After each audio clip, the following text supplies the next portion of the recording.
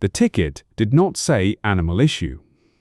It said drainage interference, habitat edge, priority yellow, recurrence low, guest-facing impact minimal.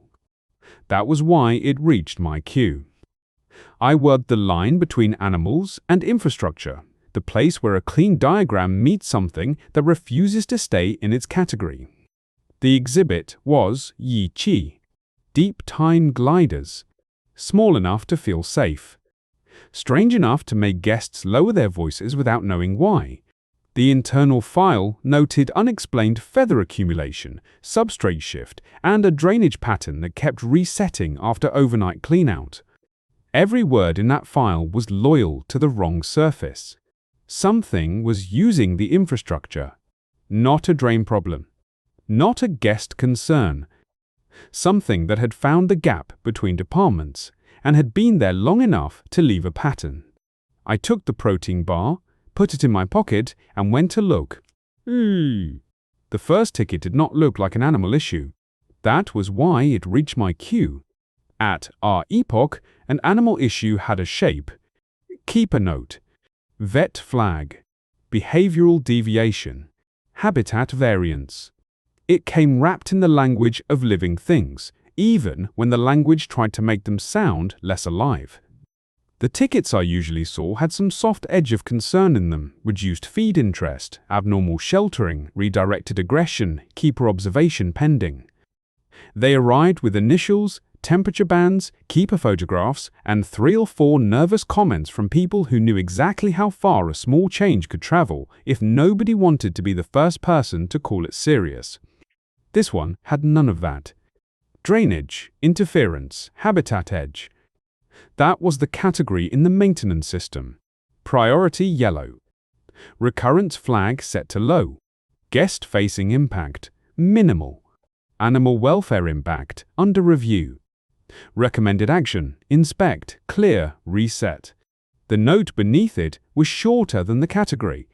Tiaojishan Canopy, lower east margin. Repeat moisture pooling.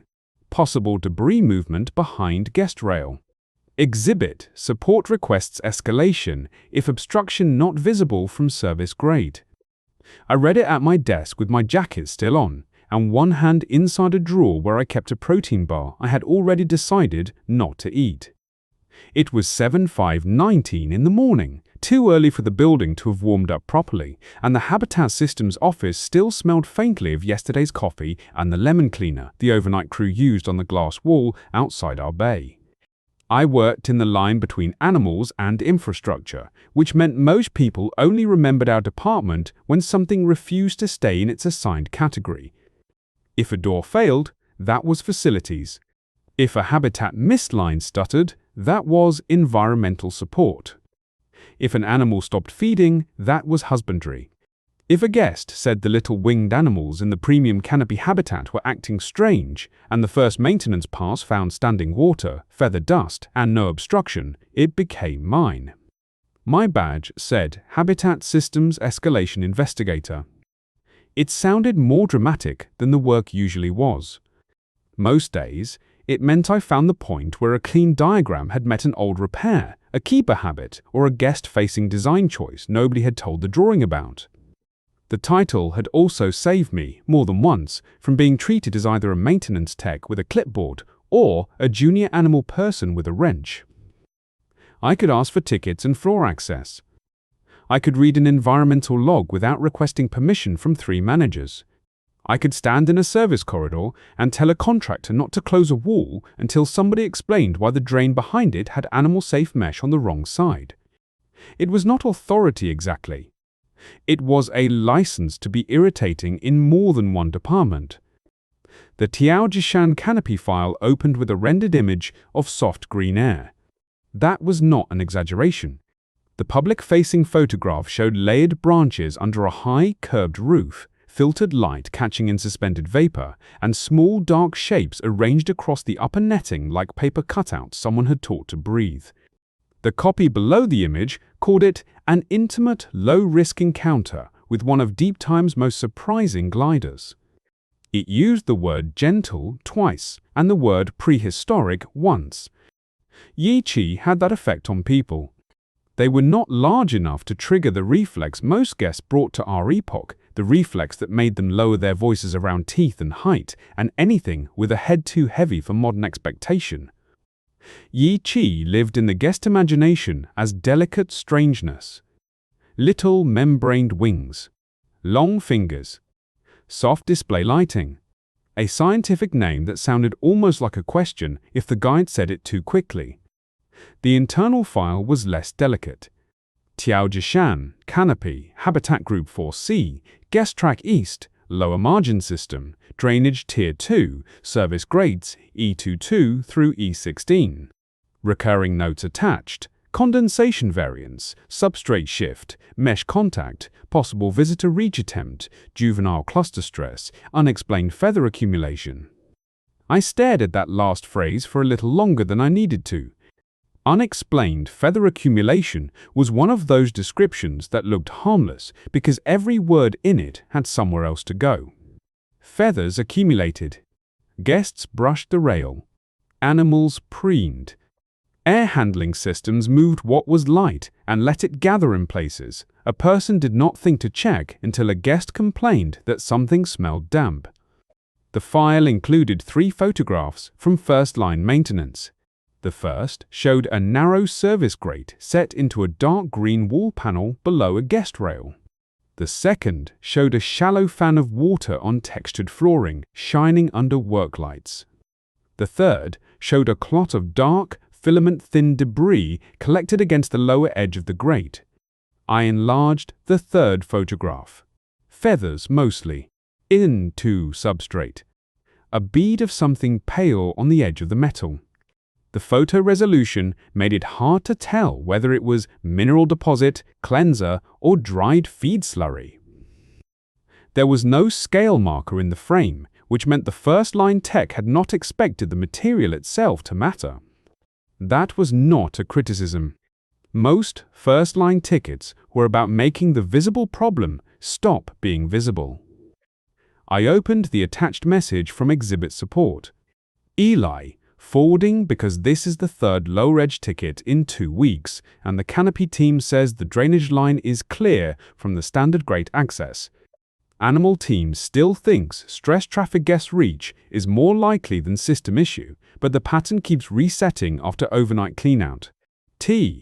Lin is on site today. There was no accusation in the wording. No emergency. No one had written the kind of sentence that later showed up in inquiry packets with the timestamp highlighted. I took the protein bar, put it in my jacket pocket, and checked whether Tessa Lin had added anything directly. She had. Her note was clipped and practical, the way good exhibit leads wrote when they knew any extra adjective could become somebody else's excuse to call them emotional. Not seeing primary drain block. Lower East Group reluctant to settle after guest close. 2 confirmed perch refusals near E14. No bites observed. 1 animal missing from visible count during 16,040 walkthrough, recovered in canopy netting at 18,000. Minor wing membrane abrasion. Or known. Please do not close as guest reach unless you find guest reach evidence. That last line was why I stood up. Please do not close as guest reach unless you find guest reach evidence. Every department had its own version of that sentence. It meant someone had watched a problem become convenient in real time. By 8003, I was crossing the staff bridge between the systems building and the East Habitat block with a tablet under my arm and the ticket bundle cached offline. The bridge was a plain service span, unmarked except for a yellow floor stripe and a badge reader at the far end. But through the glass on my left, R Epoch was already performing morning competence for the guests who had paid for early entry. Low electric carts moved along their assigned lanes below. Bronze wayfinding pylons caught the first real light of the day, as if they had been positioned to do exactly that. A pair of hospitality staff in moss-colored jackets walked the main path in the synchronized calm of people trained never to look as if they were hurrying. Tiaojishan Canopy sat beyond the public wing of the smaller animal sequence, close enough to the main guest path to feel like a jewel box and far enough from the large predator routes that its risk language stayed quiet. The entrance signage did not shout. A thin suspended panel read Tiaojishan Canopy in brushed metal letters, with smaller text beneath it about membraned flight, arboreal behavior, and reconstructed Jurassic Forest strata. Below that, in the softer guest register, someone had written, "Who, small bodies, strange wings." A different answer to flight. It was good copy. I disliked that, I noticed. Inside, the air was warmer and wetter than the corridor. Not tropical exactly, curated wet. The kind of humid that had passed through sensors and approval meetings before touching skin. The public path curved along a reinforced viewing rail under a high canopy of real branches and artificial supports designed not to call attention to which were which. Thin sheets of water slid down stone-textured panels into hidden channels. Above the rail, small animals clung to perches and branch forks in the middle distance, their dark bodies interrupted by the odd geometry of their elongated fingers and folded wing membranes. Up close, in the filtered display light, each membrane showed faint patterning, a trace of color that the marketing photographs had not quite reproduced accurately. A child near the glass whispered, "They're bats," and a guide in a soft blue vest bent down to say, "Not bats." Much older neighbors to a different kind of experiment. That was the sort of line R Epoch liked, educational, gentle, and just strange enough to feel expensive. Tessa Lin was waiting at the staff break in the rail with her sleeves pushed to the elbow and a radio clipped high on her vest. She looked at my badge before she looked at my face, but only for the half second it took to confirm I was the right problem. "Mercer?" "Eli," I said. Tessa Lin. She did not offer a hand because both of hers were occupied, tablet in one, folded nitrile gloves in the other. "Thank you for not sending another drain tech." I try not to repeat a failed experiment before breakfast. That earned me a quick, tired smile. It disappeared as she turned toward the lower east side of the habitat. "They keep calling it water. Is it not water?" "Some of it is water." She led me through the staff gate, a narrow hinged panel set flush into the rail. The lock released with a soft magnetic click, and the noise of the public path fell away behind the transparent barrier. "Some of it is condensate. Some is washdown. Some is from the planting pockets. None of that explains why it keeps gathering behind the same lower rail after cleanout, or why the animals won't settle on that side after close." The ticket says, "Possible debris movement." The ticket says, "Drainage interference," because the ticket needs a noun it already knows. I liked her immediately, which was never a safe basis for an investigation, but often a useful one. Behind the guest rail, the exhibit changed character.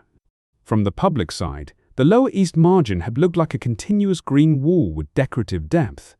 From the staff side, it resolved into access panels, drain slots, bolted seams, mist-line housings, and a narrow working ledge just wide enough for a careful person to move along without putting a shoulder against the habitat mesh.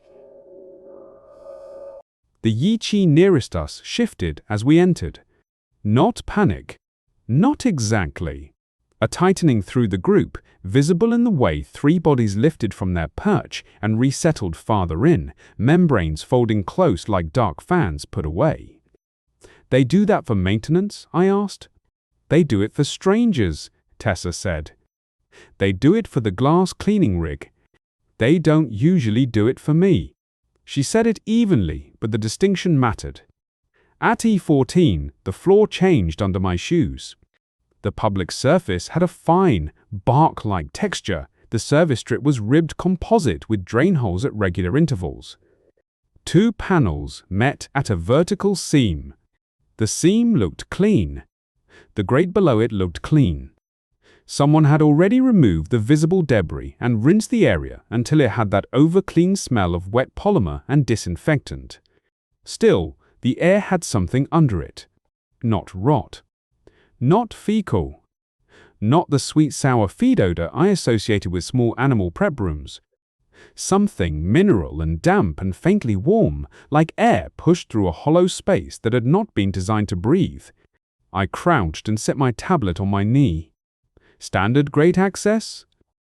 Tessa pointed to the panel below the scene. There, clears to the east channel. We scoped what we could reach. Nothing in the first bend. No block. No toy, no leaf mass, no guest trash. But the ticket resets.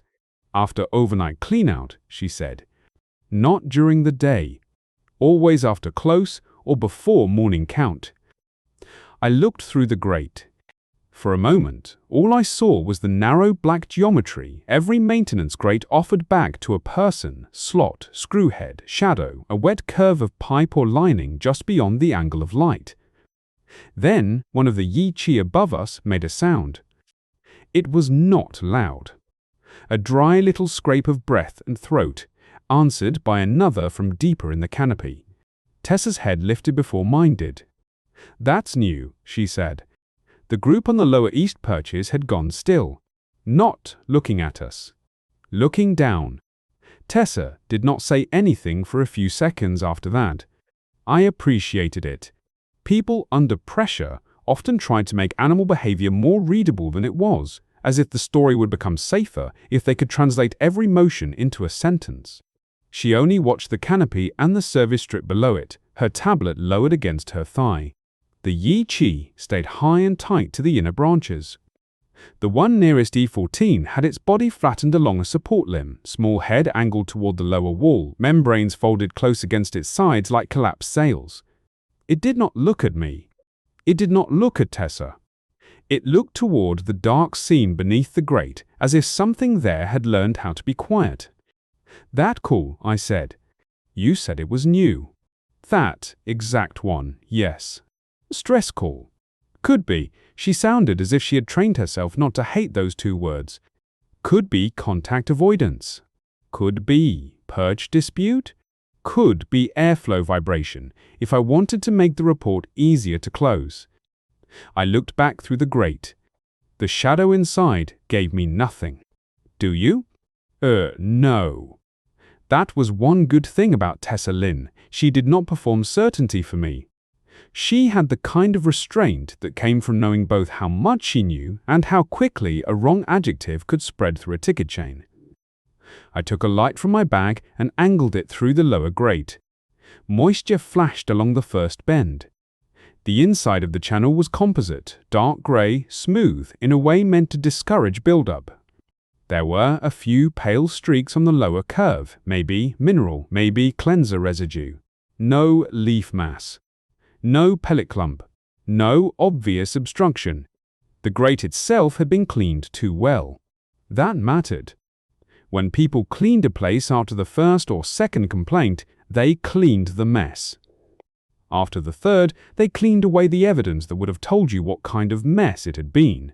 Do you have the first two tickets? I asked. Tessa sent them to my tablet without comment.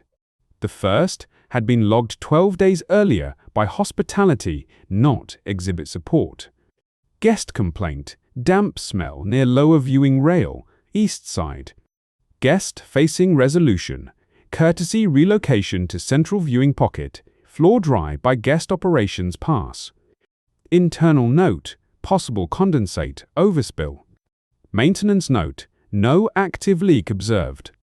The second was 6 days after that. Keeper note, Lower East Group reluctant to use E14 purge cluster after evening guest close. Guest complaint, same morning, small dark material near rail, removed before opening. Maintenance note, likely substrate displacement during overnight service.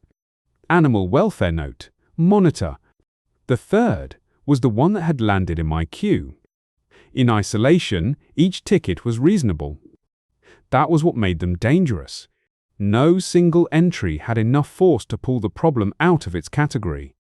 Damp smell could be condensation. Dark debris could be substrate. A reluctant perch group could be stress, guest noise, cleaning schedule, lighting drift, or one of the 1,000 small indignities produced when living animals were asked to exist inside a guest experience designed by people who preferred behavior to remain interpretable. Together they had rhythm. Not a clean pattern yet. More like a repeated stumble at the same step. Who keeps closing them? I asked. Tessa glanced toward the public rail, where a guide was now telling 3 guests that Yi Qi represented a remarkable side branch in the history of flight. The guests had their phones out. The guide's voice was warm and practiced, carrying perfectly into the humid air. No one person. That's the problem. Hospitality closed the guest odor complaint because the floor dried. Maintenance cleared the visible debris. Husbandry marked behavior monitor because the animal recovered and was feeding. None of that is wrong. It just leaves the shared part unowned. Exactly. On my tablet, the recurrence chain had a pale yellow banner across the top. Low-risk habitat edge, variance. Under that, in smaller type, potential cause family, environmental, guest contact, survivability, maintenance minor. Survivability had been added after the second ticket. I tapped it open.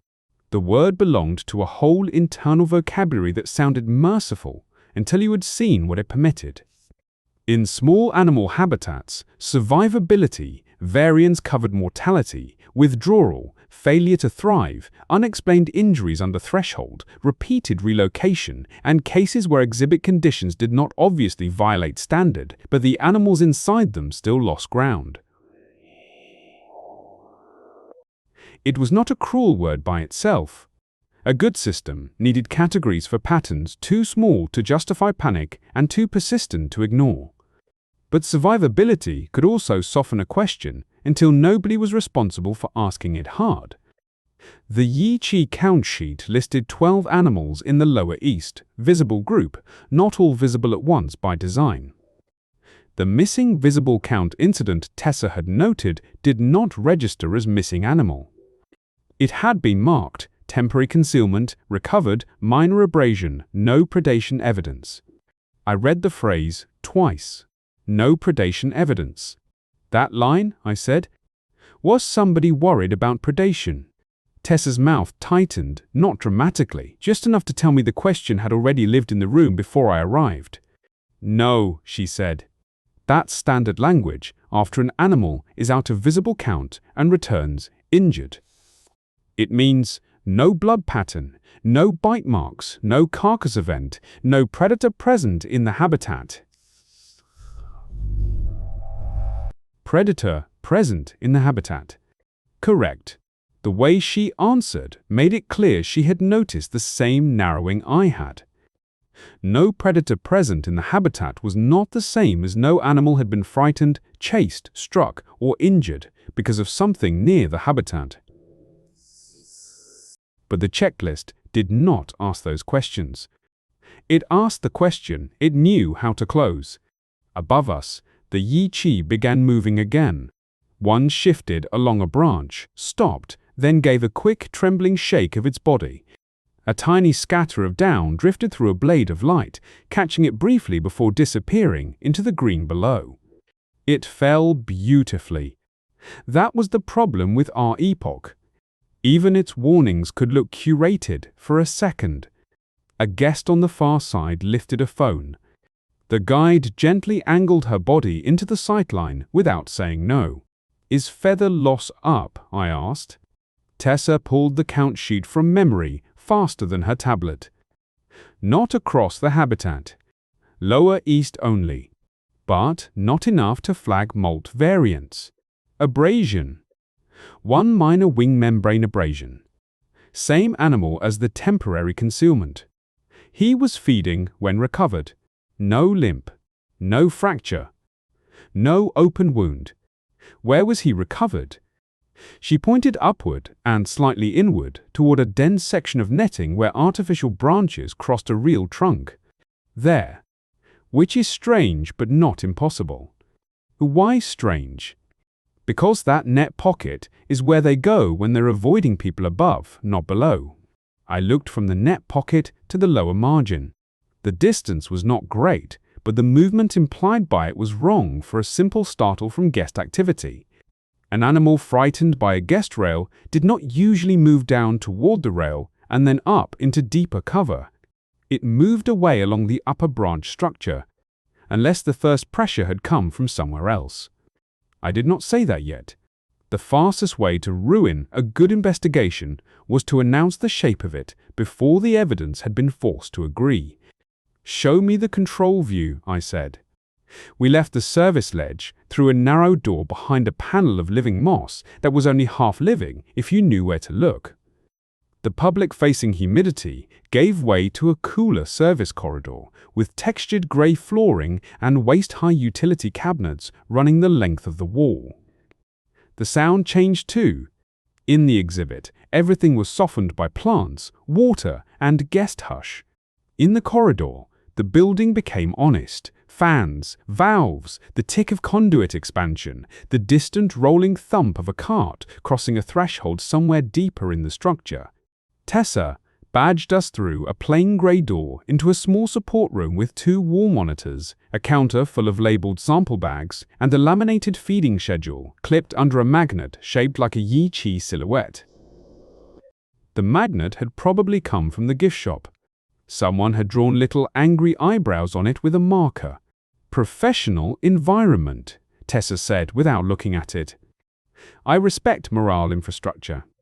She almost smiled again. The left monitor showed habitat environmental bands. Temperature, humidity, mist cycles, lower margin condensation estimate, drainage flow at numbered channels. The right monitor showed behavior notes and visible count history. Everything looked clean in the way dashboards often did when the data had been forced into colors before the problem had agreed to be simple. E-Fort showed intermittent drainage variance over 16 days. Not high, not alarming.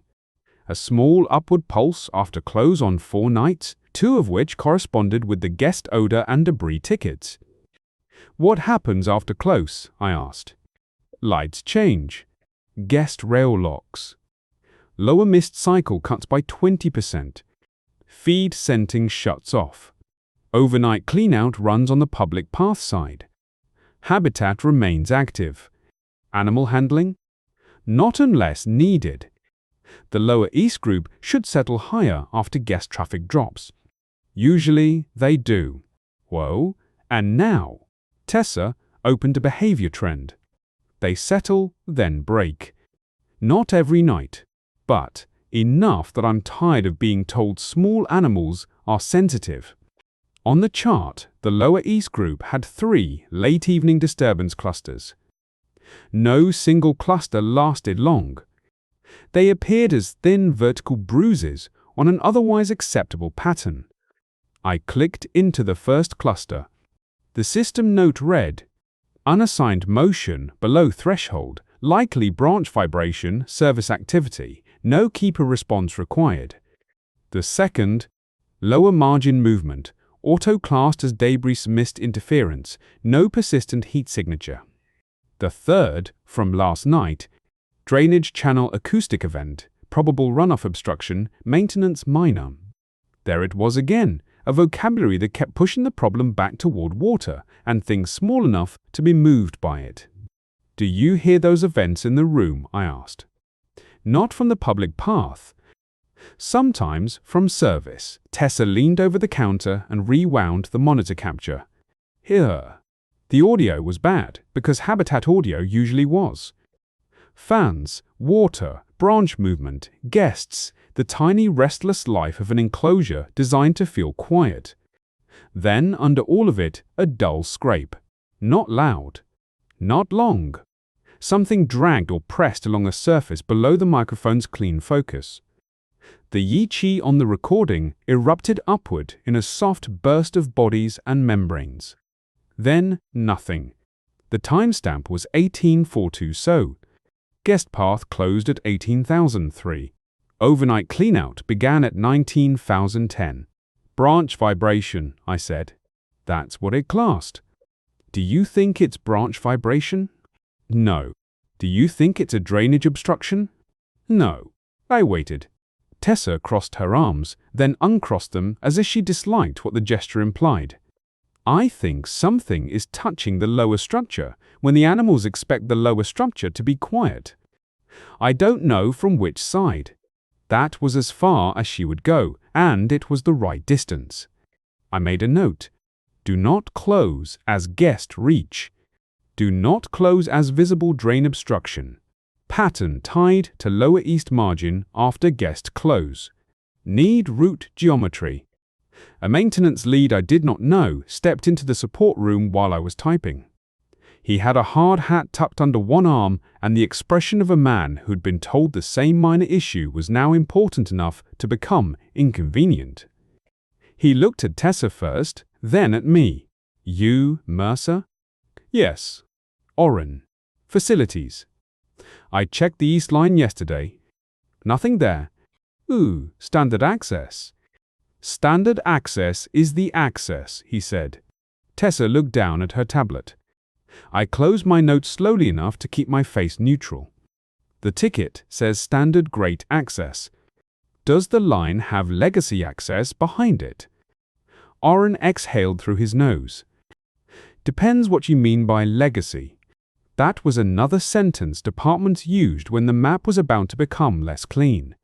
I mean anything not shown on the current guest-facing habitat maintenance sheet. Old drainage, construction void, abandoned service path, inspection pocket, animal-proof space that isn't currently in the wheaty route. The current sheet is current. That's not what I asked. He looked at Tessa, then back at me. There are older substrate channels under the east margin. From before the Canopy retrofit. They're capped. Accessible? Not for routine work, but accessible. He shifted the hard hat to his other arm. With the right panel pulled and confined, space notified maybe. But if you're looking for a reason to make this bigger than it is, I wouldn't start there. Those channels don't connect to habitat volume. What do they connect to? Drainage sump and old air gap. Dead space. Dead space. Nothing that matters now. The support room felt cooler than it had a minute earlier. The monitors kept their colors. The laminated feeding schedule hung straight under its magnet. On the monitor, the lower east motion event sat frozen in pale green and amber lines. The system had seen a disturbance and translated it into debris, runoff, branch vibration, maintenance minor. A good system did not need to be blind to be wrong. Sometimes it only needed to know what answer would fit in the box. Oren did not want to pull the panel. He did not say it that directly. Nobody at R Epoch said no to a cross-system escalation that directly if they could help it. He said confined space would need notice. He said the east margin was booked for a midday private interpretation block. He said the substrate channel had been capped during retrofit and that any remaining air gap would be outside animal contact. He said the current drawing was the current drawing. All of those things might have been true. The problem was that the animals had not read the drawing. I'm not asking you to open the old channel yet, I said. I'm asking to see the construction overlay. Oren was standing near the service gate with his arms crossed, tablet held against his chest like something he did not intend to share. The gate behind him was latched. The lower east margin of the canopy stretched just beyond it, a narrow service strip between the public rail and the exhibit wall, damp with residual mist. The overlay isn't certified for current operations. That's fine. I don't want to operate from it. I want to know what the current operation sheet stops showing. Oren looked at Tessa again. This time she did not look down at her tablet. If it helps, she said, I have a private interpretation group in 40 minutes and 3 animals refusing the lower east perch cluster. I can either tell guest programs I'm holding the route because exhibit support is being dramatic, or I can tell them Habitat Systems is verifying an infrastructure note. It was a small piece of internal theater, but a useful one. Oren could argue with Tessa. He could argue with me.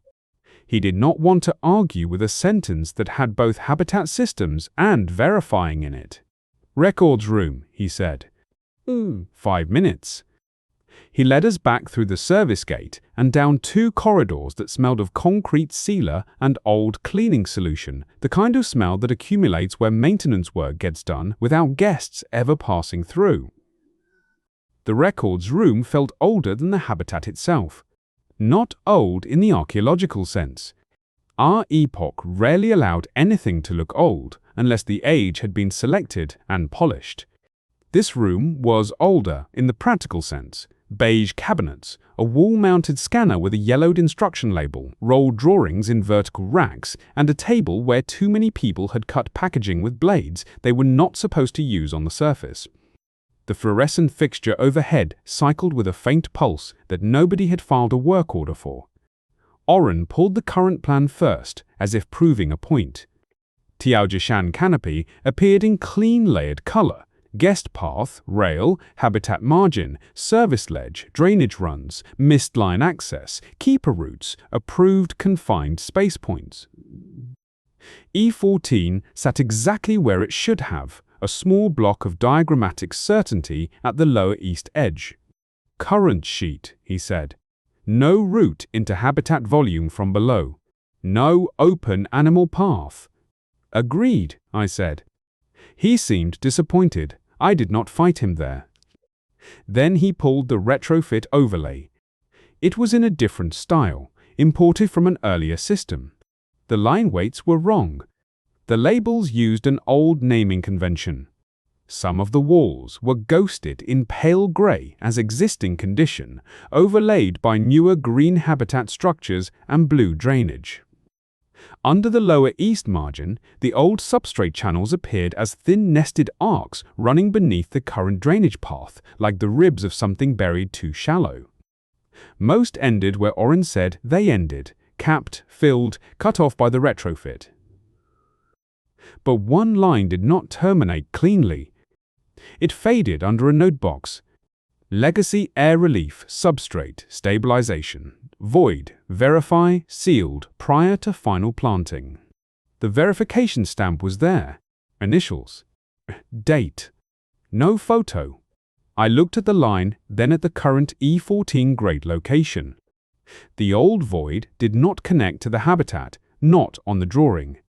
It ran outside the animal boundary, below the retaining shelf, beyond the visible guest rail. But drawings flattened vertical relationships. A line that looked safely outside on plan could sit directly under a seam in section if the grade had shifted, if the retaining shelf had been packed differently, if water had found the easier path over enough years. "Do you have sections?" I asked. Oren sighed like a man watching his morning become documentation. He pulled another sheet and spread it across the table without clearing the others, so the edges overlapped and he had to hold one corner flat with his elbow. The section made the problem less imaginary. The current guest, visible lower wall, the service ledge, the drainage channel, and the old substrate void were stacked closer than the plan made them feel. They did not touch. They did not have to. The gap between them was filled, sealed, specified, and signed off years before I saw the ticket. Still, the distance was not enough to comfort me. What was below the old air relief, I asked. Foundation drainage. Then sump trunk. Then old service crawl before the east expansion. Oren tapped the sheet with one blunt fingernail. None of that is supposed to be open. Supposed to be. Mercer. I held up a hand. I know. I'm not making a claim yet. That was true, technically. What I had was not a claim. It was a direction beginning to form around the wrong absence. The evidence so far had been treated as if things were leaving the Yi Chi side, feathers collecting near the rail, animals reluctant to settle, a missing visible count animal hiding high, debris at the grate, moisture pooling. Small animals stressed, small animals moving, small material displaced outward toward the guest edge.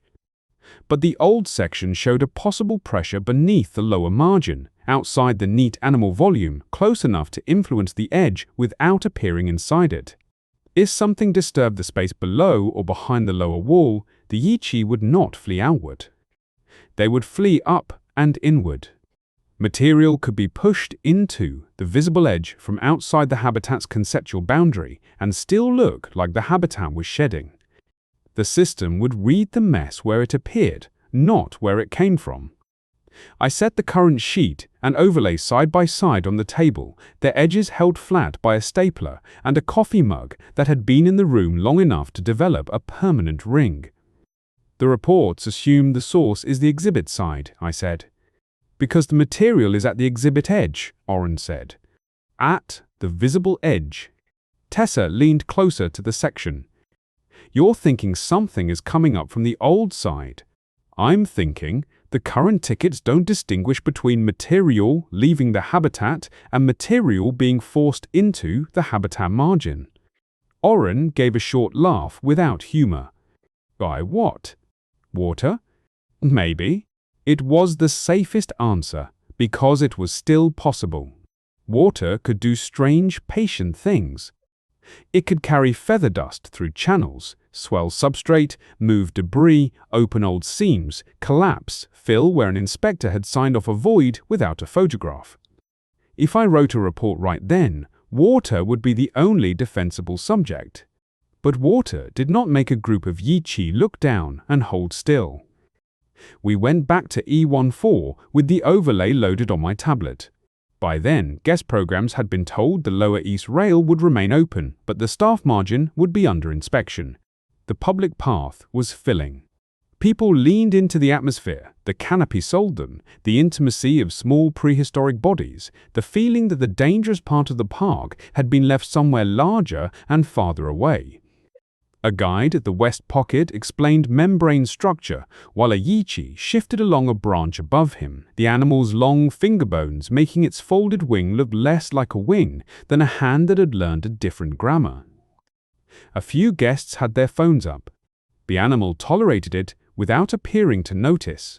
At the east margin, Tessa opened the service gate. Oren stayed outside the narrow strip with his tablet, which told me he knew the space well enough to dislike standing in it. I knelt by E14 again and positioned the overlay over the live camera view. The grate lined up. The current channel lined up. The old void ran below and slightly outside it, masked by the wall thickness and fill layer. Can you mark where the old air gap would sit on the physical wall? I asked. Oren took the tablet, frowned, then pointed to a place lower than I expected, beneath the decorative stone-textured paneling just below the service strip. There, if the overlay is honest, it's not certified. I know. The panel he indicated had no access point. Public-facing material wrapped around the lower curve. A thin line of plant shadow hid the join between the decorative face and the service base. It looked like every other part of the wall, which was the point. I ran a gloved finger along the seam. The textured composite was cool and slightly damp, the same controlled humidity that kept the ferns alive and made the space feel like something the branding team called immersive and the maintenance team called a condensation problem. Then the surface dipped under my fingertip where the seam met the floor curve. Not much. A shallow trough, the kind cleaning staff would miss because it belonged to the design language of natural stone and rude texture. Inside it, caught against the shadow, was a short, dark filament. I lifted it with tweezers. A feather, or feather-like fiber, too fine to tell in the field. Tessa watched without speaking. I bagged it. There were 3 more in the seam, all angled the same way, not scattered randomly, not clumped where washdown should have left them. They were caught as if something had pulled air or material through the joint and laid them along the line. Airflow? Tessa asked. Maybe? Oren looked relieved by the word. I took a strip of tissue from my kit, held it at the seam, and waited. Nothing. Then the mist cycle clicked off. The habitat sound changed in a way most guests would never notice. The soft hiss faded from the upper branches. Water continued to move in the wall. A fan somewhere shifted speed. The tissue at the seam trembled inward. Not outward. Inward toward the wall. Tessa saw it. Oren saw it. Test! W into Zumba, W over Hast. Nobody said anything because the movement was too small for drama and too wrong to ignore. I held the tissue lower. It trembled again, then flattened briefly against the seam as if something below the wall had taken a breath. One of the Yichi above us snapped its wings open without launching. A flash of dark membrane, thin and sudden, the finger bones spreading wide inside the wing skin for just a moment before the animal pulled them back and resettled. The gesture made 3 guests gasp softly on the other side of the rail, delighted by what they thought they had been lucky enough to witness. The guide smiled and said, "That's a startle display." They settle again quickly. Tessa's eyes stayed on the animal. "They don't usually display for airflow," she said. No. I wanted a borescope then. I wanted confined space. I wanted the luxury of acting as if the next step was obvious. But evidence had a pace, and R Epoch had procedures, and procedures were never more powerful than when they were almost reasonable. Oren cleared his throat. A negative draw at the seam could still be pressure equalization. Old void settling, fan cycle, sump trunk.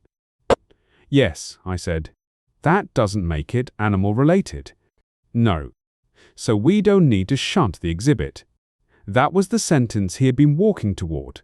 I looked through the transparent barrier at the public path. Children. Hones. A couple in expensive rain jackets studying the animals as if gentleness were contagious. The guide keeping his voice warm. The brand promise doing its work. Then I looked down at the tissue still angled toward the seam. "I am not asking to shut the exhibit," I said. "I am asking to keep the Lower East Perch Cluster off the guest program, pull the animal movement history for the last 30 days, and open a non-routine inspection request for the legacy air relief under E14. Oren's jaw moved once. "That's a lot for a tissue test." "It's not for the tissue test." "Then what is it for?" I bagged the tissue too. Direction. The non-routine inspection request took 52 minutes to approve. That was fast by R Epoch standards and still long enough for the Lower East group to settle into a silence that made everyone in the staff corridor speak more softly than necessary. Through the partition wall, I could hear the faint ambient track the system piped into the guest path, wind texture, canopy rustle, a low tonal hum designed to read as natural. It did not sound natural once you knew to listen for the loop. The private interpretation block went ahead with the East Perch Cluster excluded. Guest programs accepted Tessa's phrasing, temporary habitat behavior accommodation, because it sounded like animal care and did not imply structural risk. The guide told the group that some animals choose more sheltered canopy positions during environmental adjustment. No one used the word evacuation. No one used the word breach. We did not have those words yet. What we had was permission to open a legacy access point from the service side, with confined space notified, facilities present, exhibit support present, and habitat systems assigned as inquiry-led. The approval appeared on my tablet as a green band above 3 paragraphs of conditions. Non-routine inspection, legacy air relief, E14 vicinity. Scope, visual confirmation, only unless obstruction, active water intrusion, animal welfare concern, or structural void exposure observed. There were limits in the sentence, but there was a door in it too. The actual access was not at E14. That was the first useful thing the old section gave us. The nearest non-routine point was behind a utility cabinet in a side corridor used for mist line service, a low-ceilinged passage that smelled of pipe insulation and standing humidity, wide enough for one person with an equipment case and not comfortable for 2.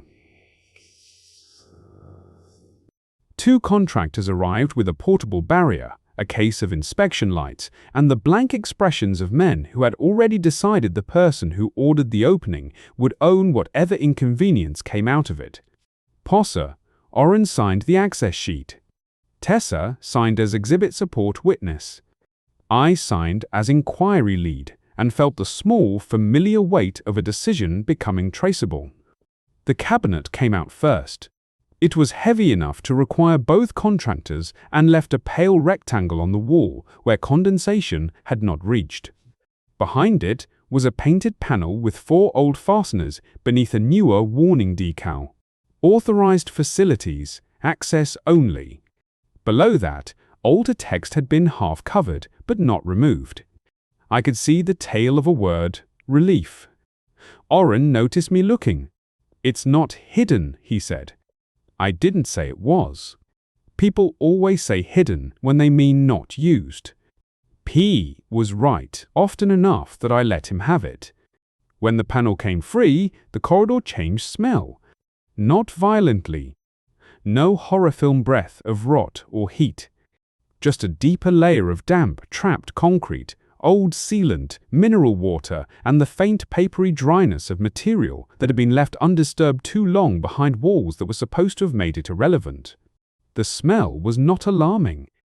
It was the smell of something the building had decided not to think about. The opening behind the panel was narrow, square-edged, and dark beyond the reach of the first light. A metal lip framed it, corroded in thin freckles where the coating had failed. Below the lip, the old air relief channel dropped at a shallow angle into a crawl space, not tall enough to stand in and not low enough to dismiss as a pipe chase. "Visual only," Oren said. He was looking at the conditions paragraph on my tablet, not at the opening. "Visual first," I said. He disliked the correction, but not enough to fight it with the contractors watching. Confined space ran their meter. Oxygen acceptable. No combustible gas. No immediate alarm for carbon dioxide or hydrogen sulfide. Airflow minimal, pulling inward in small pulses that matched the fan cycle we had already seen at the seam. One of the contractors noted the reading aloud and entered it on his own form. The other set up the barrier tape across the corridor entrance with the efficiency of someone who has cordoned off identical spaces in every building they have ever entered. The contractor fed a camera into the opening. The cable paid out in slow loops from a yellow spool, and the monitor on the case lid lit up with a grey rectangle of nothing. Just the lip of the channel, the first few centimeters of concrete, and darkness past that. At first, the monitor showed concrete and darkness. The light flattened everything into a colorless tunnel, old aggregate, mineral lines, dust fur, an occasional bright bead of moisture. The channel angled toward the lower east margin, then widened where the original substrate stabilization void had been left as a serviceable pocket rather than filled completely. "That's larger than the section," I said. Oren's eyes stayed on the monitor. "Sections simplify." "By how much?" He did not answer. The camera moved forward. The pocket beyond the channel was wider than my shoulders and lower than my chest. Old reinforcing ribs crossed the ceiling. Roots from the planting layer above had found hairline paths through sealant and hung in pale threads, too fine to be dramatic, too persistent to ignore. The floor carried a thin skin of dark sediment scored by water tracks. Then the camera passed the first bones. For a second, I thought they were roots. They were too small, too light, gathered in the corner where the airflow curved around a rib and slowed. A cluster of delicate struts and splinters, some caught in dust, some half buried in old sediment. The camera light made them flash white and yellow and then disappear again as the lens moved. "Stop," Tessa said. The contractor stopped. The cable went still in his hands. No one in the corridor moved. On the monitor, the bones sat inside the old pocket like something the building had been keeping because no system had asked the right place to confess. Tessa leaned closer to the screen. Her face had gone still, in the way people go still when they are working very hard, not to react before they understand what reaction is allowed. Yi-Chi, she said softly. You can tell from this? Oren asked. I can tell small arboreal animal, she said. I can tell membrane support elements, or finger bones if that's what those are. I can tell they didn't belong in a drainage pocket. I can tell enough. The contractor adjusted the light. More became visible. Not one animal. Several. The remains were layered in a way that made my first thought, random wash-in fall apart. Some bones lay caught near the wall where the pocket narrowed. Others were higher, wedged between roots and old reinforcing ribs. There were small scratch marks on the sedimented floor, almost erased by later moisture. Not deep gouges. Fine repeated lines, the sort made by bodies trying to climb a surface not designed to be climbed. Failed refuge. The phrase arrived before I wanted it. I did not say it aloud. The camera moved again, slower now. Around the next rib, the pocket ended in a constriction where the old air relief had been sealed from the current habitat edge. The seal was not open. That mattered. The old void had not become a clean tunnel into the Yi-Chi habitat. There was no obvious animal door, no cartoon gap, no visible breach through which a prehistoric cat could stroll from one system into another. Instead, there were hairline separations, root channels, watermarks, and places where the seal had bowed inward by amounts a maintenance checklist would call deformation and an animal might experience as pressure. This doesn't connect, Oren said. He said it too quickly. Not cleanly, I said. Not at all. Oren. No, look at it. The seal's intact. It's ugly, but it's intact. These could be old. Before the retrofit. Before the final sealing. Construction debris. Animal intrusion during build-out. Tessa turned on him. She had been crouched toward the monitor, and she straightened all the way before she spoke. Those are my animals. I didn't say they weren't. You said construction debris. I said intrusion during build-out is possible. The canopy wasn't stocked during build-out. Pod. That was the kind of fact facilities would not necessarily carry. The current system remembered wall assemblies and access conditions. Exhibit support remembered when living bodies had been introduced and when their absence had first begun to look normal. I checked the stocking history on my tablet. Tessa was right. The Lower East group had been established after habitat certification, after final planting, after the air relief was verified sealed. So the old remains could not all belong to pre-stock construction intrusion. They were newer than the seal was supposed to be irrelevant. The camera moved closer to the constriction. The lens had to angle down, almost scraping the sediment. In the corner beneath the bowed seal, something caught the light that was not bone. A strip of guest-facing material. Thin, green-black, patterned to imitate root texture on one side, raw composite on the other. It had peeled away from somewhere above and been pulled partly into the void, leaving a curling edge.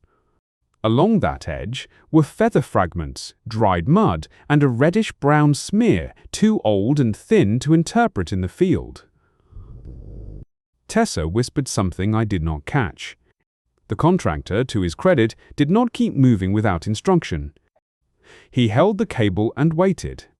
I took 3 photographs from the monitor, then asked for a still capture at highest resolution.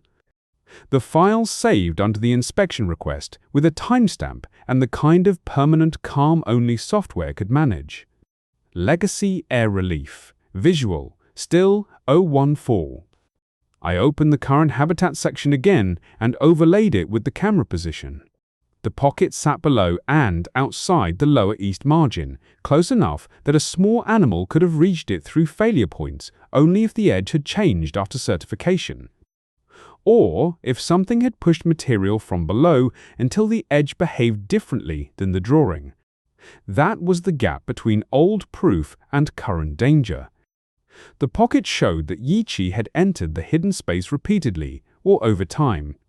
It showed they had not always returned.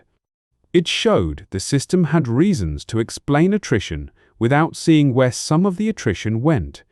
It did not yet show why they had gone there. Animals sought refuge from many things: noise, heat, dominance pressure, a guest presence, poor airflow.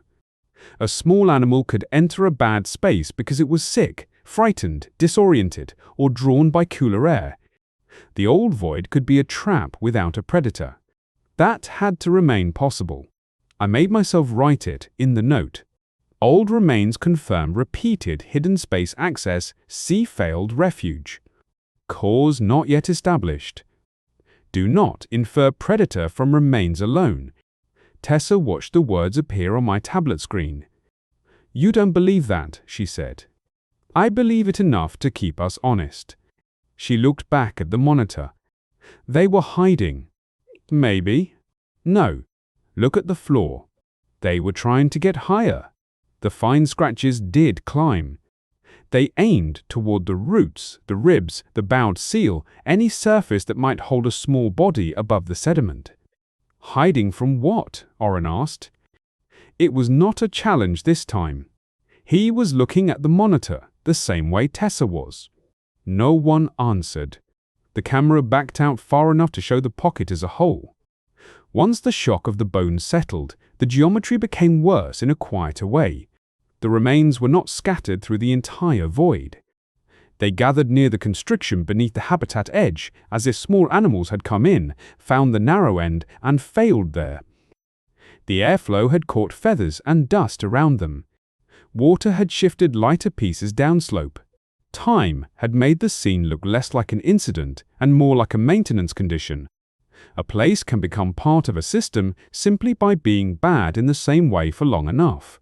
Oren rubbed a hand over his mouth. We need animal health. Ox, I said. And structural. Yes. And this closes the public rail. Tessa did not look relieved. She looked as if closing the rail was an insult arriving too late. Lower East at minimum, I said, quietly, for now. Oren stared at me. For now? We have old remains in a legacy pocket. We have no current breach into public path, no active animal in the void, no confirmed predator, and no fresh event in this inspection yet. If we overcall it before we know the current pathway, the response will focus on the remains. The remains are the problem. The remains are proof that there has been a problem.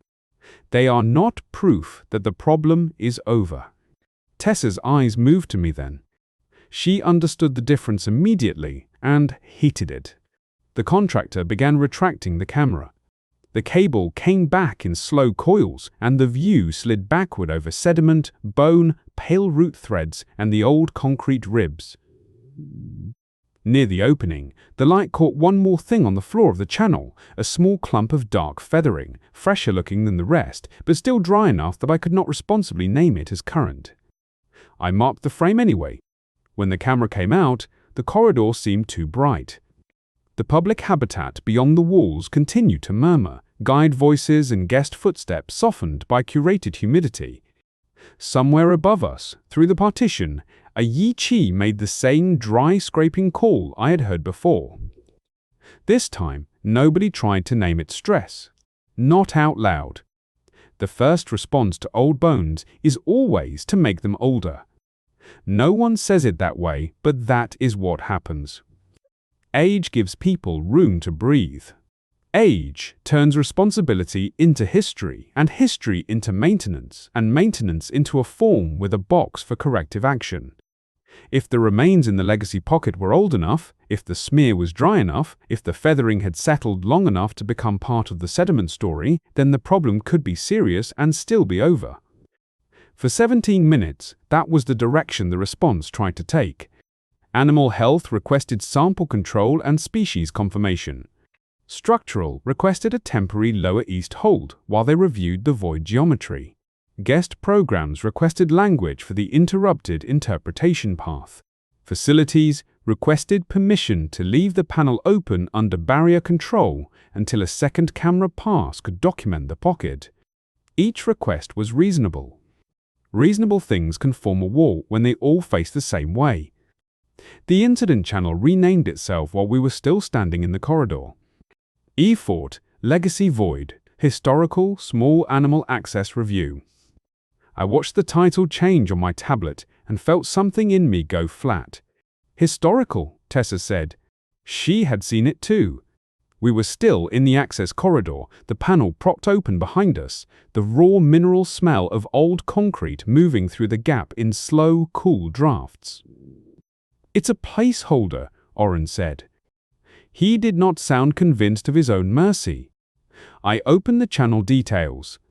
The old ticket category remained nested under it: drainage interference, habitat edge.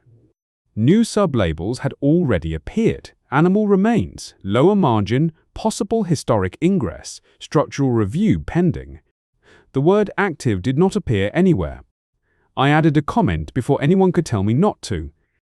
Do not classify as historical only.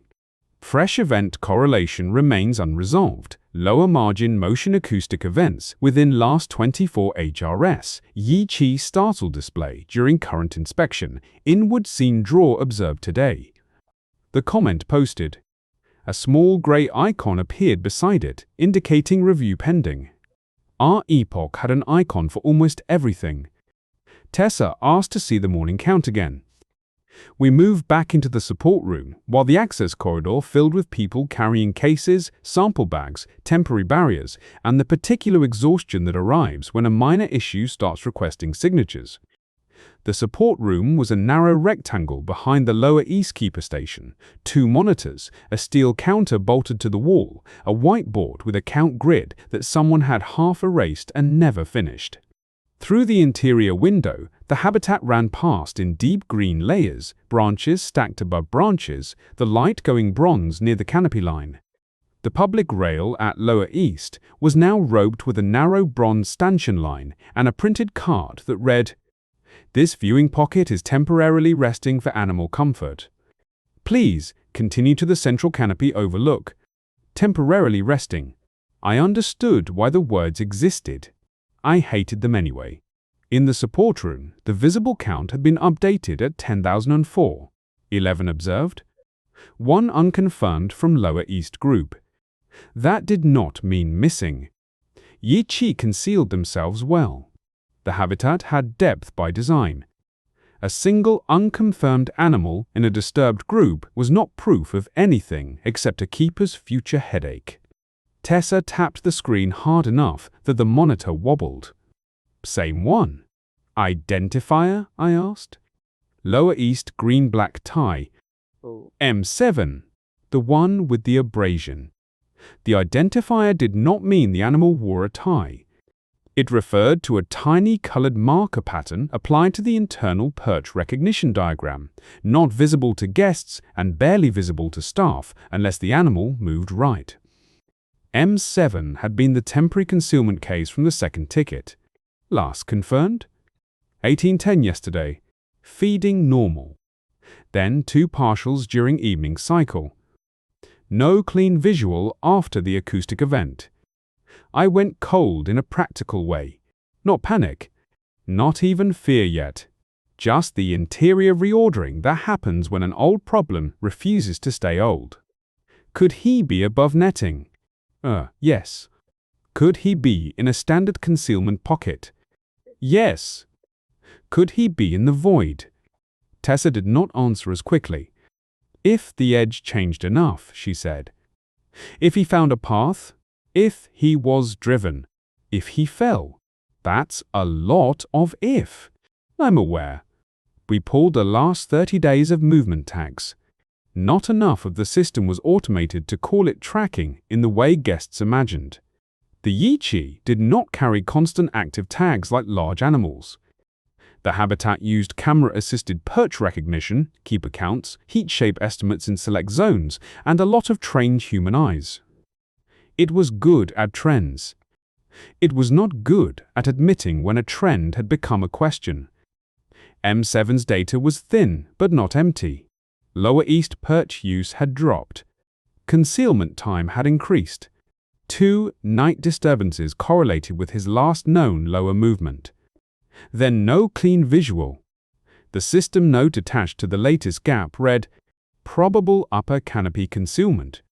Visibility degraded by cluster compression." Cluster compression. I had to close my eyes for half a second. "Eli," Tessa said, "I'm fine." You made a face. The system thinks not seeing him is because the animals are crowded together higher up. They are crowded together higher up because something is making them go there. She looked at the monitor again. You think he's down there now.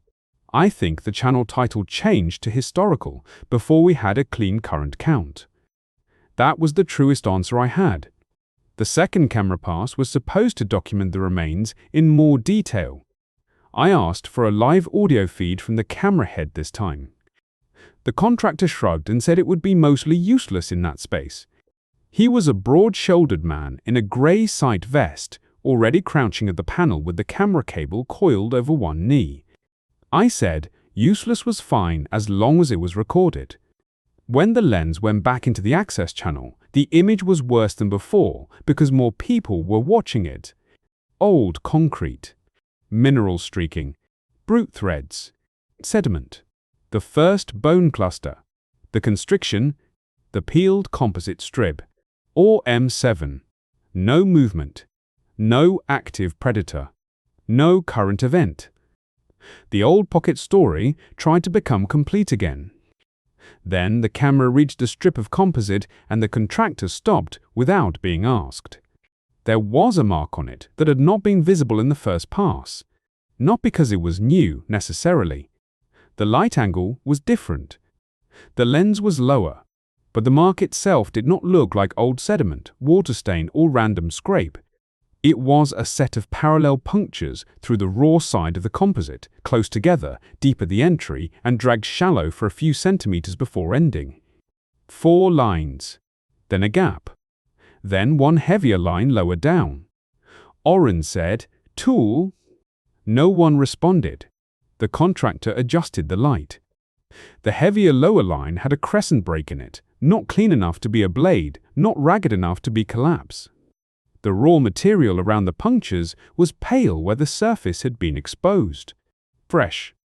Not wet, not dramatic, but too clean at the torn edge to belong comfortably to the old sediment narrative. I leaned closer to the monitor. Back up 3 centimeters. The camera moved. There, on the sediment just below the composite strip, was a smear the color of watered rust. The first pass had shown an old reddish-brown line on the curled material. This was different, thinner, glossier in the camera light, caught across a ripple of sediment that had formed after the last wash of moisture. "Sample," I said. "We can't sample with a camera head," Oren said. "Then mark it and keep the channel open." Tessa had one hand pressed flat to the counter. "Is that blood?" "I don't know." "Is it M7's?" "I don't know." The audio feed crackled. Everyone in the support room heard it because everyone wanted the image to answer first and the sound arrived instead. A faint tick, a scrape, then a dry, fluttering impact, like something small striking the far side of a surface and sliding. The camera image did not change. The contractor froze, his hand still on the feed cable. "Could be cable contact," Oren said. The sound came again. Tick, tick, drag. Not from the camera side. Not near the opening. Deeper than the pocket, beyond the constriction, somewhere in the direction the old section had labeled foundation drainage and sump trunk. The Yi-Chi in the public habitat reacted before anyone in the room did. Their calls came through the wall, monitors a half second after the sound, dry throat scrapes, higher and more numerous than before. Through the interior window, I could see the lower branches shake once and go still, the whole group pressing upward into the canopy without visible cause. On the camera image, dust sifted from the roots above the pocket in a fine, pale line. Then the system banner appeared across the behavior monitor. Lower East Group, elevated startle response. Subclassification. Likely service disturbance. Tessa made a sound that was not a laugh. I took a screenshot of the classification and attached it to my comment thread. Active response coincides with non-service acoustic event beyond inspected pocket. Do not collapse into historical remains review. Review pending. Again. The camera operator looked from me to Oren. Do we keep going? That was the wrong question and the right one. The inspection scope was visual confirmation unless obstruction, water intrusion, animal welfare concern, or structural void exposure was observed. We had old remains. We had possible fresh biological material. We had current animal response. We had acoustic events beyond the inspected pocket. We had a missing visible count animal from the same group. We also had no clearance to send a person into the old crawl, no confirmed path, no confirmed predator, no proof that moving the camera deeper would help rather than push whatever sound existed farther into the system. Hold position, I said. Oren turned. Hold. Don't advance. Don't retract yet. Hold and record. If there's an animal welfare concern, there is. Then we need recovery. We need to know from which side. The words landed harder than I expected. Tessa looked at me the way people look when you say the thing they have been circling without wanting it to become a room fact. From which side? If M7 or another Yi Chi was in the pocket, the recovery problem pointed inward from the habitat edge. If something else was beyond the old sump trunk, the recovery problem had another direction entirely. The system kept calling it service disturbance. On the camera audio, something breathed. I know how that sounds. I would not have written it that way in the report. The report would say low-frequency airflow event or unclassified acoustic pulse. It would say pressure fluctuation. It would say possible channel resonance. In the room, listening through a bad camera microphone to an old void under a low-risk habitat, it sounded like breath. Slow, wet-edged, then gone. Nobody moved. The contractor's hand rested on the feed cable and did not move either. The behavior monitor shifted again. Lower East Group, cluster compression. Suggested action. Reduce visible stressors. Delay non-essential service. The system had heard the animals panic and recommended that we stop bothering them. That was when I stopped thinking of the void as old. Not because I had proof of the predator, because the current system was still protecting the wrong explanation while something on the other side of the pocket made the animals climb away from the place where the bones had gathered. By then, the room had too many people in it. That sounds like a complaint about crowding. It was more than that. Every additional person brought another system's acceptable next step. Animal health wanted retrieval priority. Structural wanted deformation limits. Facilities wanted access control. Guest programs wanted language. Security wanted to know whether any public-facing boundary had failed. Husbandry wanted to know if M7 was alive. Legal, not present, but suddenly everywhere in the message channel wanted incident scope restrained until facts were confirmed. No one was wrong enough to be easy. That was always when R Epoch became most dangerous. The camera remained in the legacy pocket, held still at my request, its light showing the curled strip of composite, the old bones beyond it, the fresh-looking smear, and darkness past the constriction. The audio feed had gone quiet after the low pulse. The Yi Chi had not. Lower East remained compressed high and inward, bodies clumped in a section of canopy they had not favored in the earlier movement history. Tessa stood beside the monitor with her arms folded so tightly her knuckles had gone pale.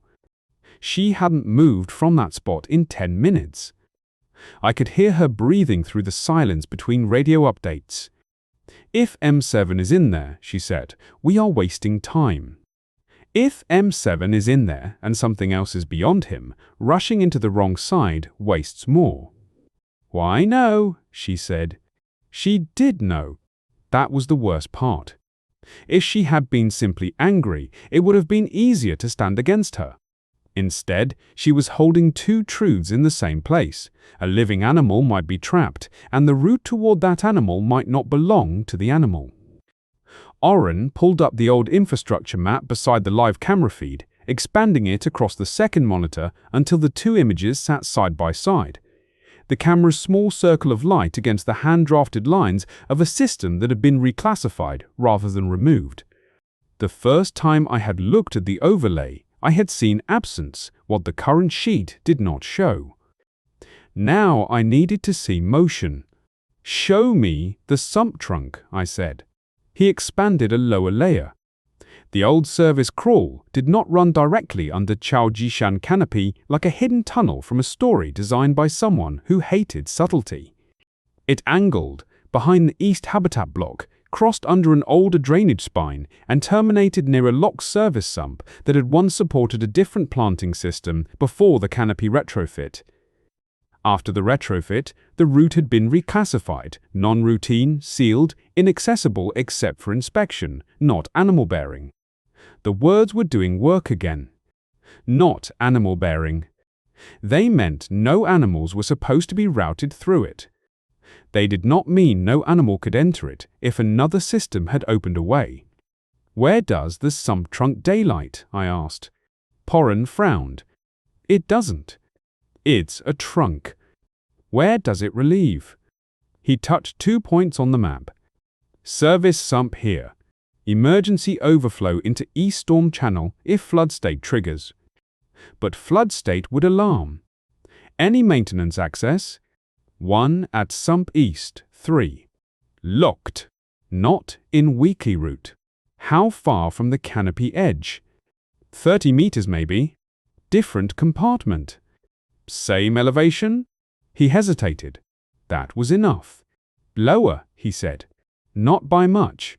I traced the path with a finger on the tablet. Lower east seam, legacy air relief, stabilization pocket, old drainage spine, sump trunk, locked, service, sump.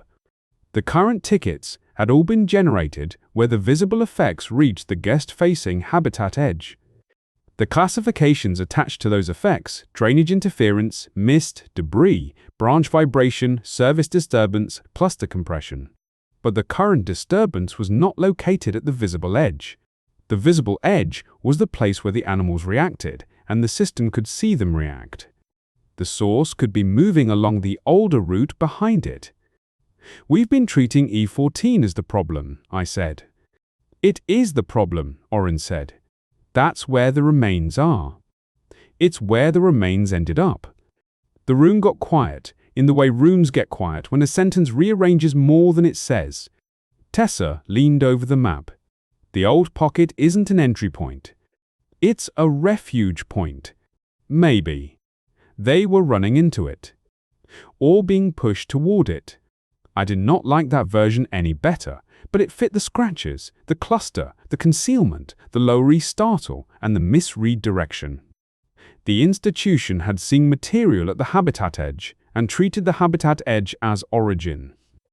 It had seen Yiqi behavior and treated the Yiqi as the problem. It had seen drainage events and treated water as the actor. If something larger moved through the older infrastructure, the small animals would register its pressure first. Not as a predator in the habitat. Not as a visible breach. As disturbance at the boundary where their world overlapped the old one. The wrong direction was not just inward instead of outward.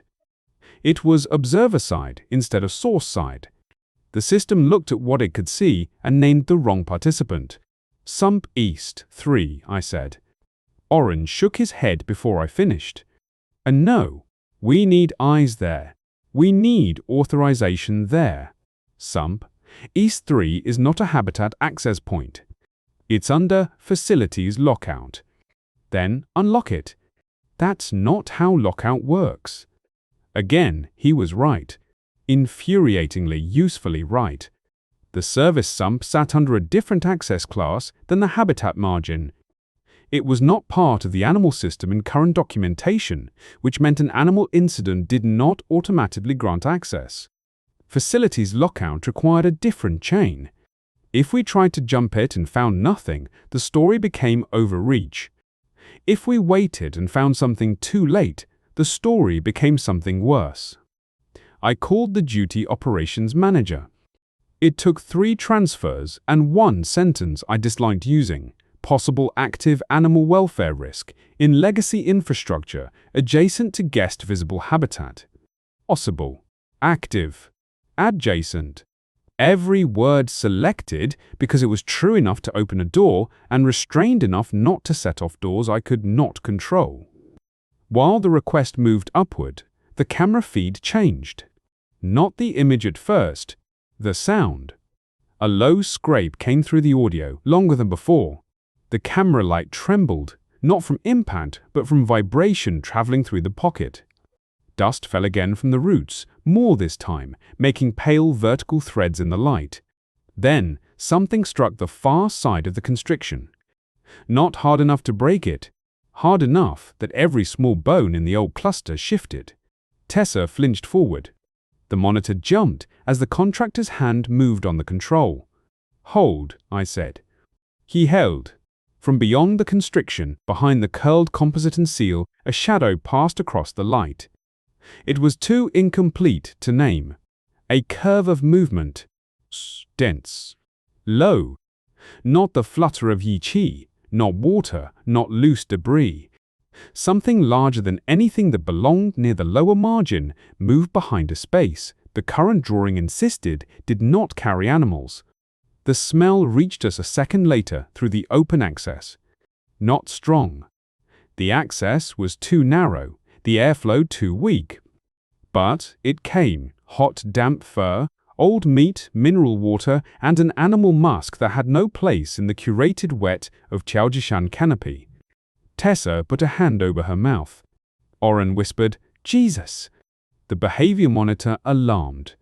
Not a major alarm. That was the absurdity of it. A soft amber banner with a polite chime.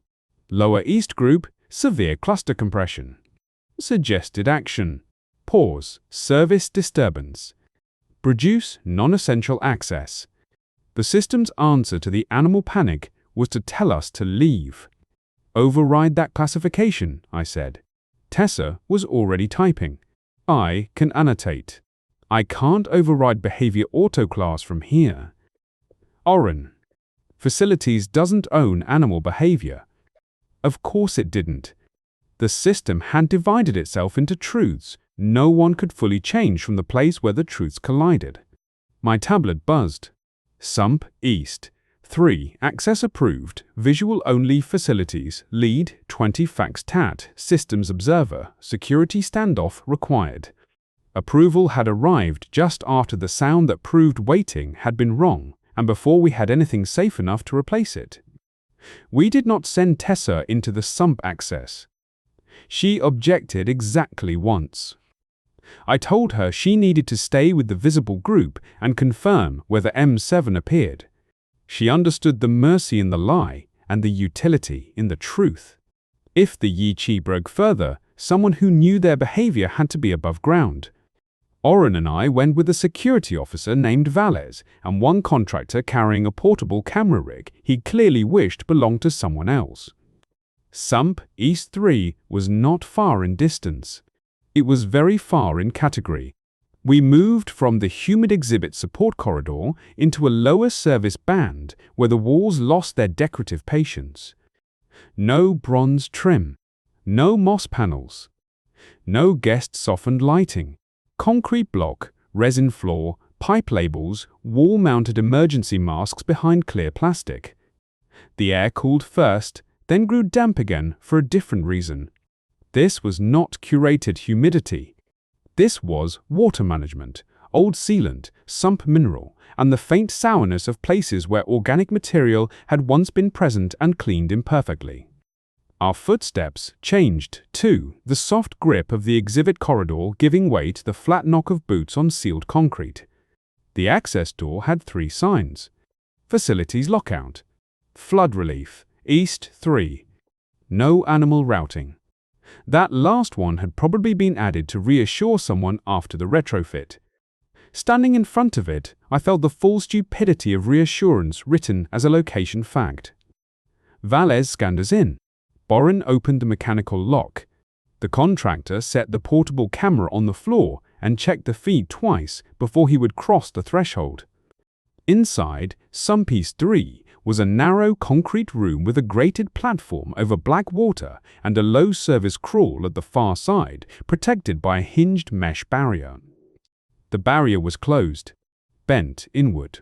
Not open, not broken completely. Bent inward far enough that the lower latch hung loose and the mesh had bowed around a dark gap the size of a crouched person. Or an animal built lower than a person. The platform vibrated once beneath my boots. From the crawl beyond the mesh, something exhaled. This time, the sound did not come through a camera microphone. It came through the air in the room, through the grated floor under my feet, through the concrete wall at my left shoulder. It arrived as a physical fact. Valles raised his hand toward his radio. The radio crackled before he touched it. Tessa's voice came through, tight and controlled. M7 just came out above E14. Alive. He's bleeding. The group is moving. Eli, whatever is down there, it wasn't him. There are sentences that change a room because of what they prove, and sentences that change it because of what they remove. Tessa's voice removed the last clean version of the problem. If M7 was alive above E14, bleeding but out of the void, then the sound below us was not rescue. It was not a frightened Yichi caught in the legacy pocket. It was not the old remains settling under camera light, not airflow, not service vibration, not cluster compression, not the building imitating danger because we had finally become afraid enough to hear it. Something else was in the route. Valles said, "Back out." It was the correct instruction. It was also impossible to obey quickly because the 4 of us were standing in a narrow room with the open door behind us, a grated platform underfoot, black water below, and the low crawl at the far wall now holding every eye in the room. The air smelled of wet concrete and something older than the plumbing, animal warm with a faint undercurrent I could not name but could not stop noticing. The mesh barrier breathed inward. That was not the right word. I know that. Metal does not breathe. Mesh flexes, pressure shifts, air moves through openings. But, in the moment, watching the bowed rectangle pulse once toward us and settle back, there was no better word inside my body. Oren whispered, "It's on the other side of the barrier." "Twice," I said. The contractor had stopped filming with the handheld camera and started filming with his whole face, which was to say, he had frozen. I could see the light unit shaking slightly in his grip. I touched his sleeve, not hard. IG, camera up. Record. Slowly. He lifted the unit with both hands. The light beam found the crawl beyond the bent mesh, wet concrete, old cable tray, a shallow channel of black water running along one side, and a darkness that should have retreated under the light but did not. Valles spoke into his radio, his voice professionally flat in a way that took visible effort. Security standoff at Sump East 3. Active, unknown animal presence in Legacy Crawl. Need containment and animal response now. Guest-facing East habitat remains local closure. Repeat, active unknown animal presence. The radio cut him off with another voice asking for classification. Classification. Valles looked at me. I did not have one. The crawl answered first. A shape moved where the low concrete passage narrowed. It did not come forward fully. It did not need to. The light caught one forelimb for less than a second. Dense fur darkened with moisture, a heavy wrist, hooked pale claws touching concrete as delicately as a hand finding the edge of a table. Then a head shifted behind the mesh, low and broad, holding very still with the wrong kind of patience in the angle of it. The teeth were what the camera saw cleanly. Not all of them. Not a museum skull.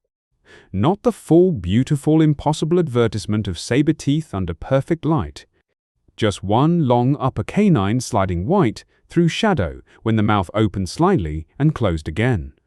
The room made a sound around me. A collective half-breath stopped before it became anything useful.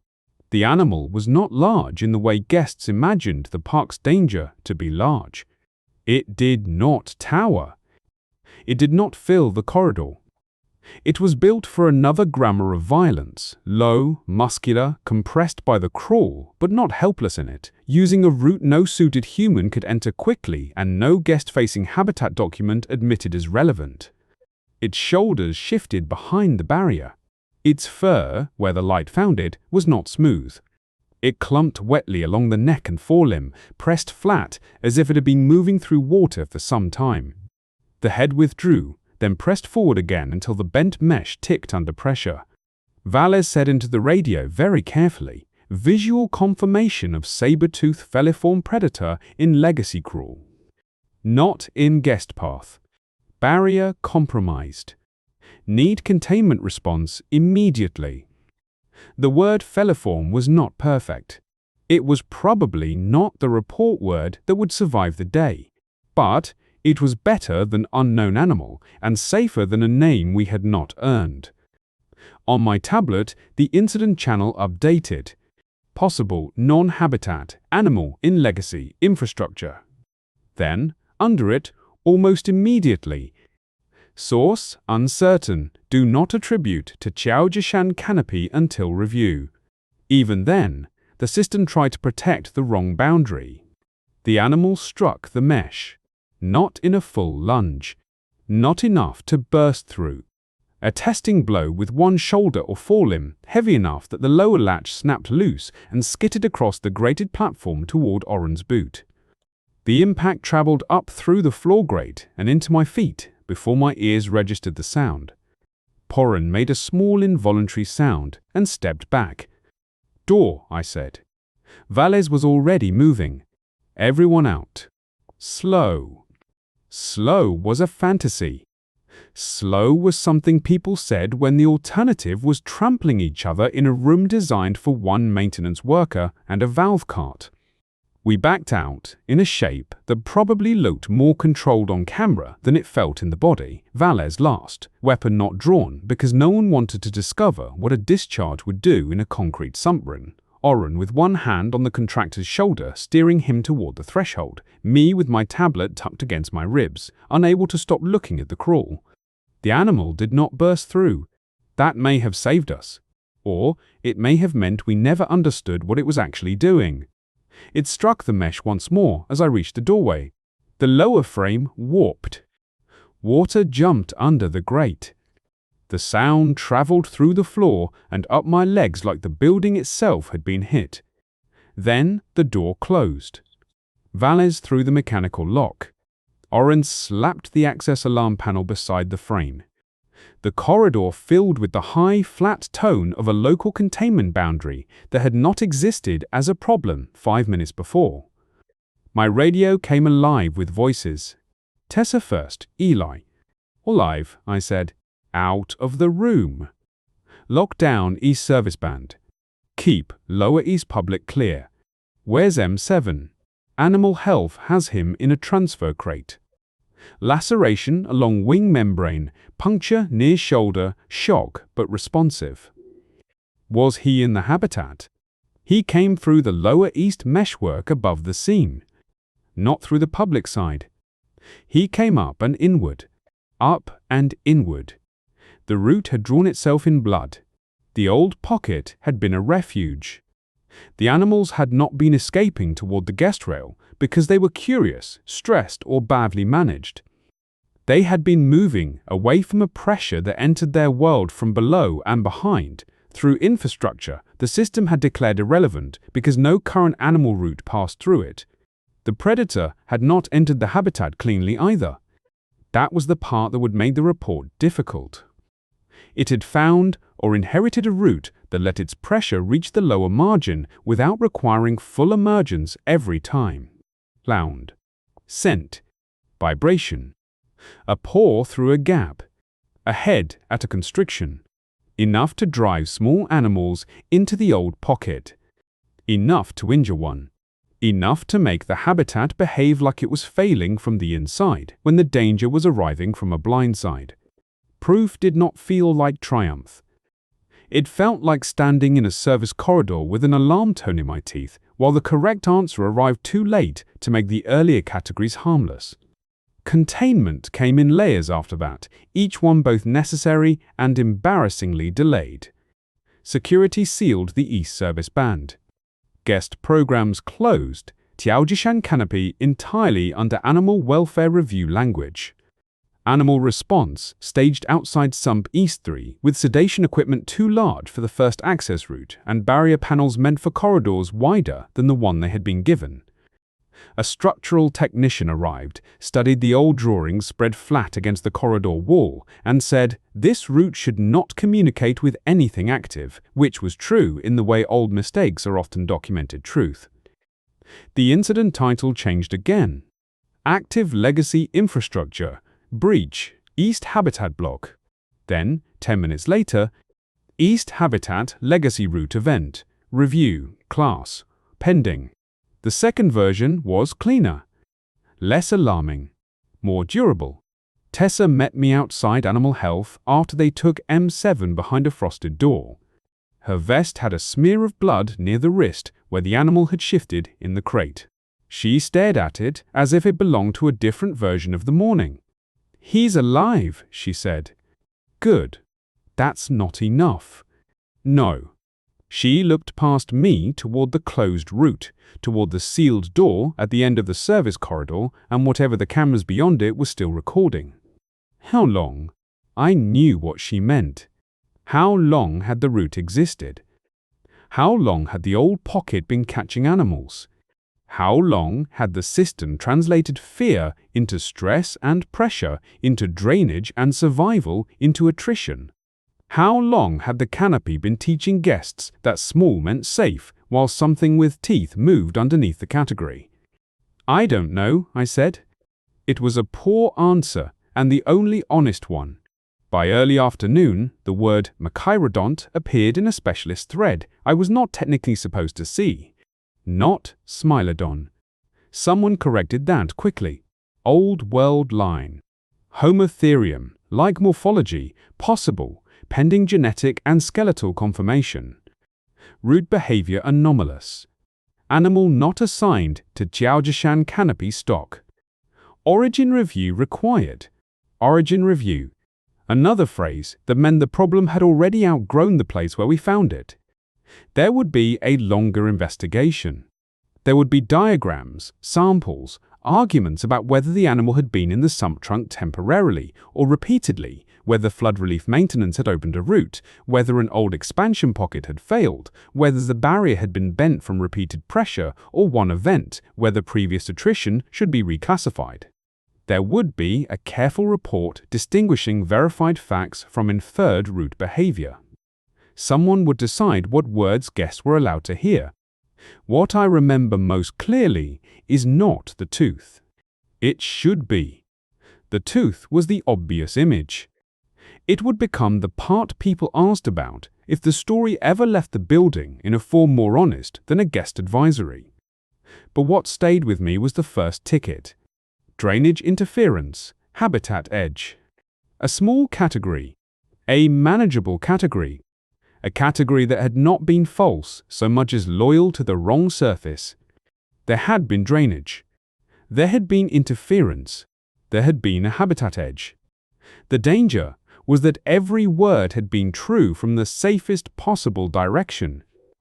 That night, after the East Block was sealed and M7 was still alive and the old pocket had been photographed more thoroughly than any animal should ever need its refuge photographed, I opened the incident channel one last time before leaving. A new banner sat at the top.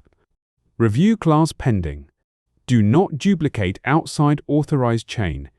Below it, my earliest comment remained marked review pending. Do not classify as historical only. No one had accepted it. No one had rejected it. It sat there in grey, a warning inside a system that had finally learned to read it after the root had already answered. I closed the tablet and walked out through the East Service exit into the public corridor. The overhead lighting was on low emergency setting, the kind that made the hallway feel like somewhere between closing time and something worse. I passed the darkened public entrance to Tiaojishan Canopy. The suspended sign still caught a little of that amber light from the corridor above it. Small bodies. Strange wings. A different answer to flight. Beyond the rail, the canopy was empty enough to look artificial. Below it, somewhere past concrete, water, bent mesh, and names that had not been written for animals, the old route waited for people to decide what it had been. Thank you for listening.